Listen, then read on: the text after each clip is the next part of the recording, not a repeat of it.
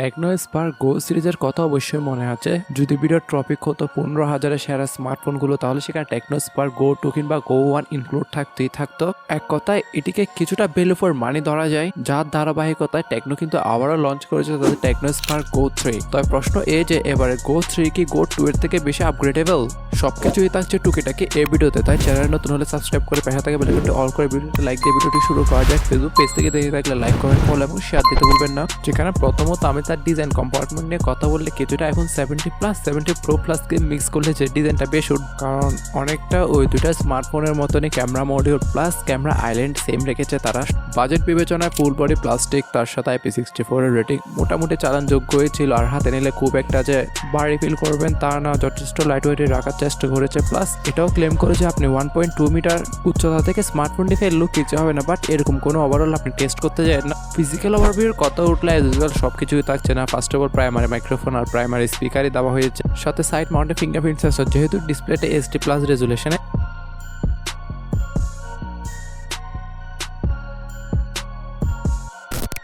ডিসপ্লের ক্ষেত্রে আসলে এর ফ্রন্ট আমরা দেখতে পারবো 6.74 ইঞ্চি মাপের HD+ রেজুলেশন। এটা IPS LCD প্যানেল, ভালো ব্যাপার। 120 হার্জের নাম মাত্র রিফ্রেশ রেট, ম্যাক্সিমাম ক্ষেত্রে 60 to 19 হার্জে পুশ করবে। প্লাস আমার টেকনোর কাছে একটাই দাবি, তারা গো 2 সিরিজে আপনার 5 হোল ডিসপ্লে দিতে পেরেছে। তবে 2026-এর নতুন ট্রেন্ডে এসে কেন নচ ডিসপ্লে দিল, সাথে লোয়ার চেইনটাও কিছুটা মোটা। আর ডিসপ্লে কালার ক্যালিব্রেশন নিয়ে কথা বল অ্যাভারেজ টাইপেরই ছিল, বাট অল ওভার নচ ডিসপ্লেটি আপনাদের পছন্দ নাও হতে পারে। যেটি দেখার পর অনেকেই মনে করতে পারেন যে কস্ট কাটিং করেছে মেবি, হয়তো বা তার চিপসেট কিংবা ক্যামেরা সেকশন ভালো দেওয়ার জন্য।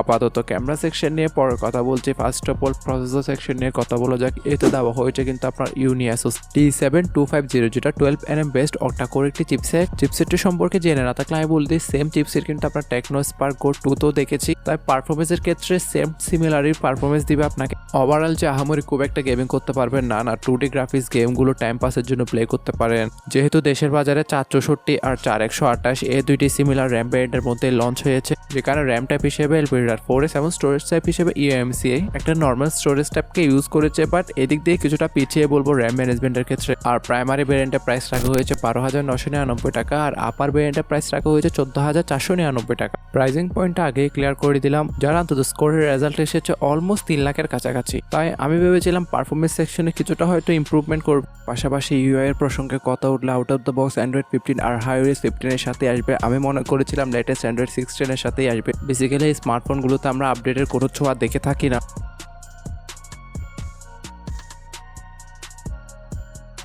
সাথে দৈনন্দিন জীবনের সকল মুহূর্ত ক্যাপচার করার জন্য এর ব্যাকে 30 মেগাপিক্সেলের প্রাইমারি সেন্সরটাই কাজে। সেকেন্ডারিতে আপনার আয়ার ব্লাস্টারকে দেওয়া হয়েছে একটা, তাই দেখে মনে হতে পারে ডিউল ক্যামেরা সেটআপ।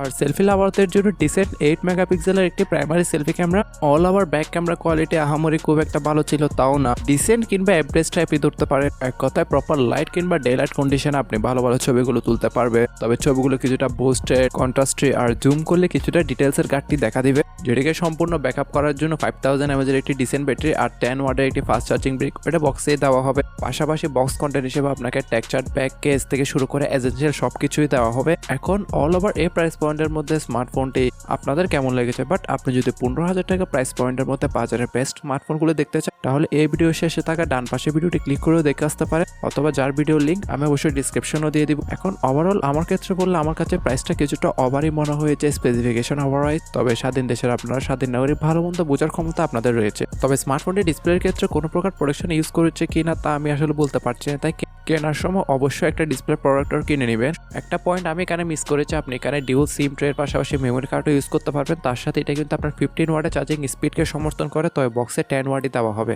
এখন স্বাধীন দেশের আপনার স্বাধীন নাগরিক, ওভারঅল স্মার্টফোনটা আপনার কেমন লেগেছে কমেন্টে জানাতে ভুলবেন।